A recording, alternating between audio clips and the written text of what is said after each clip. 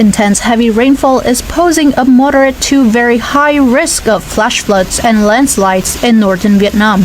Over 500 communes and wards in Cao Bằng, Lạng Sơn, Tuyên Quang and Lào Cai provinces are at risk.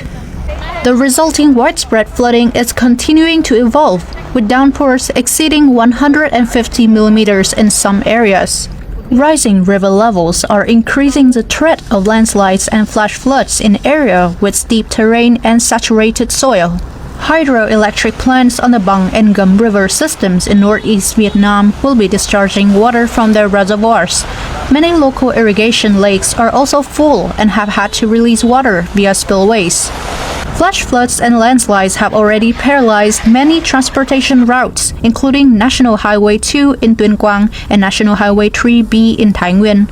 Prolonged heavy rains is forecast to continue today across Hanoi, Thái Nguyên, and Bắc Ninh, with rainfall ranging from 60 to 120 millimeters and some localized areas exceeding 250 millimeters. In the northern mountainous and midland provinces, rainfall could reach 40 to 100 millimeters, while low-lying areas and Thanh Hóa may see up to 150 millimeters or more.